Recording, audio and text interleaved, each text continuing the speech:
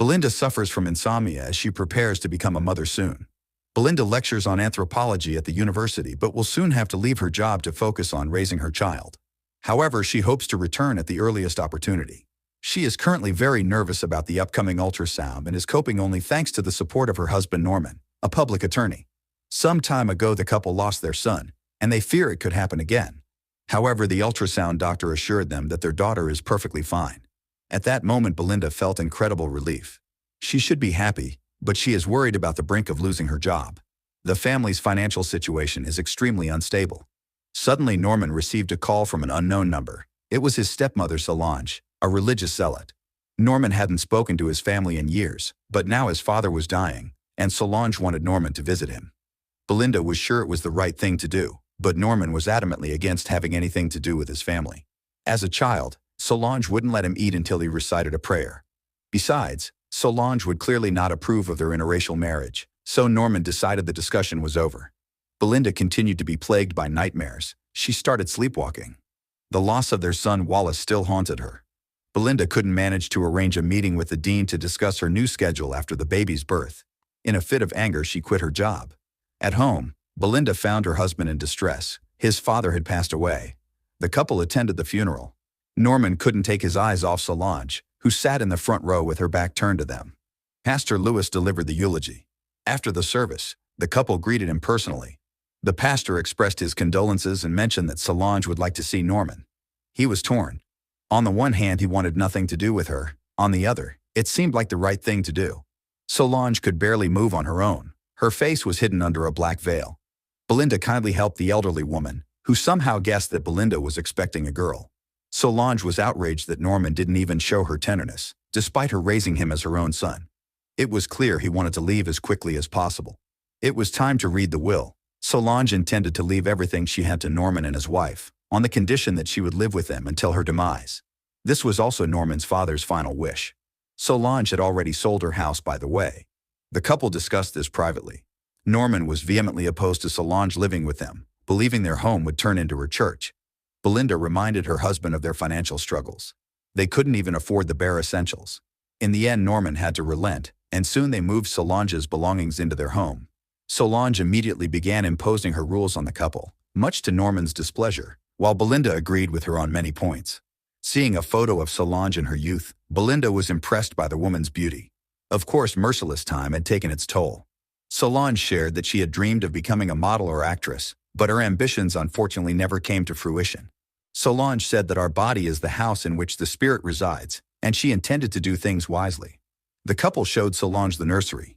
She noticed an old chair that had belonged to Norman's late mother. Solange announced she would buy new furniture for the house. At dinner, she insisted everyone pray. Norman declared that wasn't their tradition, but Belinda shut him down, saying there was nothing wrong with it. Solange didn't hide her dislike of the dish. Norman tried to stand up for his wife, but Belinda assured him it was fine. Upon learning that her future granddaughter would be named Fern, Solange remarked that it was a horse's name and that she would come up with something more suitable. Then Solange sought advice from the spirit, muttering something incomprehensible. After a few minutes, she declared that the baby should be named after her grandfather Lawrence, meaning Laurie. At night, Belinda couldn't sleep, hearing whispers coming from Solange's room, who was supposedly speaking to spirits and saying Wallace's name. But how could she have known? Belinda began having nightmares. Norman advised his wife not to fall for Solange's tricks. The next morning, Belinda knocked on her mother-in-law's door, but no one answered. She entered and saw Solange lying on the floor. Belinda was very frightened, but it turned out the elderly woman was simply praying in that position. Solange invited Belinda to join her, but she refused. Suddenly, Solange declared that the house needed a mother. Belinda didn't know how to respond. Later, she asked her husband what he thought about the name Laurie. This was exactly what Norman feared, that Solange would start influencing his wife. However, Norman was too busy to focus on this as he had a lot of work to do. Belinda noticed more and more oddities in Solange's behavior, like reading the Bible upside down. Solange admitted that she prayed to heal herself from her illness. She made Belinda promise not to tell Norman. Now every evening at dinner, the couple was forced to participate in prayer. Unlike his wife, Norman spent most of his day outside the house, so he had far less contact with Solange. Suddenly, the elderly woman began coughing violently. At that moment, Norman noticed a musty smell. Belinda broke her promise, revealing that Solange suffered from incontinence. Angry, The elderly woman stormed away from the table. At night, Belinda couldn't sleep, hearing footsteps in the house. In the morning, Belinda noticed a pendant with strange symbols. Suddenly, Solange's cries for help echoed through the house. Opening the room's door, Belinda was hit by a revolting smell. Belinda couldn't take care of Solange alone anymore, so she asked her husband for help. After all, it was his stepmother. Norman was late for a client meeting, but he had no choice but to stay. Solange, who had used the bed as a toilet, stubbornly refused to take a shower, and Norman had to carry her. Noticing Solange's smug smile, Belinda realized the elderly woman had done it on purpose. Belinda felt it was unfair that Norman left her alone with Solange. Norman explained that he couldn't always be home. First, he needed to earn money, and second, if he won his current case, he'd get a promotion. Belinda could no longer hide her irritation toward her religious mother-in-law. Living with Solange was a nightmare. The elderly woman spent all day praying in her room. At one point, Belinda felt a sharp pain in her abdomen.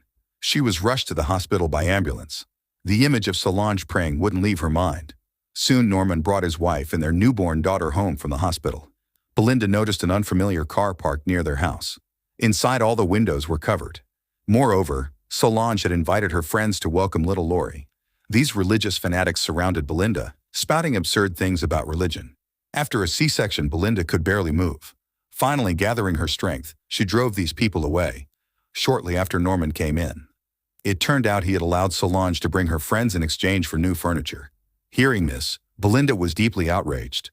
Norman was sorry because he'd meant well. Belinda didn't like this antique furniture at all. Furthermore, Solange replaced all the figurines and put an urn with her husband's ashes on the shelf. Belinda refused to tolerate this in her home any longer. Even the kitchen wasn't spared as Solange rearranged everything to her liking. When Solange called herself the mother of the family, Belinda could no longer keep silent. She declared she didn't want to hear anything about religion anymore, admitting her husband had been right about Solange. Clearly, she was a crazy old woman and a racist to boot. When Solange began acting erratically and aggressively, Belinda snapped and shoved her to the floor, forbidding Norman to help her. Solange's behavior continued to grow more disgusting. Belinda could no longer share a house with this old woman who was willing to do anything to make her relatives' lives unbearable. Solange changed her mind about including her granddaughter and Belinda in the inheritance if the dismissive attitude toward her continues. She wants full respect. When Solange talked about her daughter Margaret, whom demons supposedly took, Belinda was horrified. There's no doubt that Solange is sick and poses a danger to them. Belinda is very worried about her little daughter, who is constantly crying. But as soon as Belinda held Solange's pendant over the crib, Lori calmed down. It seemed like madness. Norman also noticed the pattern. Belinda said that Solange had taken over their home. Norman tore up his stepmother's updated will. When Norman left for work, Solange continued tormenting Belinda, making her slowly lose her mind. Belinda called her husband and urgently asked him to come. She couldn't manage alone anymore. Seeing how Solange was holding Lori in her arms, Belinda told the elderly woman to stop doing that. Solange was behaving as if she wanted to replace Belinda as Lori's mother. Belinda couldn't bear to hear it.